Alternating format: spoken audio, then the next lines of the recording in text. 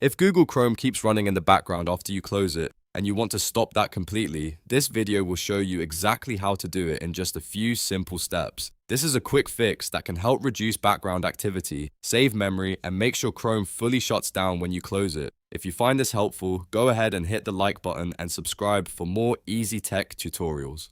Alright, let's get started. First, open Google Chrome on your computer. Once Chrome is open, remember that even if you close the main window, it can still keep background apps and processes running. That's the setting we're going to change. Now look to the top right corner of the browser and click the three dots menu. This opens Chrome's main menu. From here, click Settings. This will take you into the Chrome settings page where you can adjust how the browser behaves. Inside Settings, look at the left-hand menu and click System. The System section is where Chrome controls background features, startup behavior, and hardware-related options. If you're trying to stop Chrome from staying active after you close it, this is the exact place you need.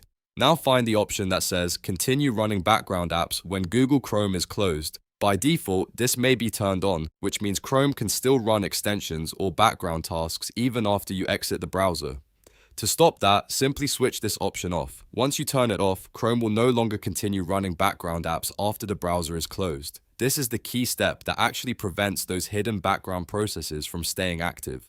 After that, it's a good idea to restart Chrome so the change fully takes effect. Close Google Chrome completely, then reopen it. After it opens again, close it normally one more time and check whether it stays running in the background. In most cases, you should now notice that Chrome fully stops when you exit. If you are having issues with Chrome using extra memory, slowing down your computer, or staying active when you thought it was closed, this setting should fix it.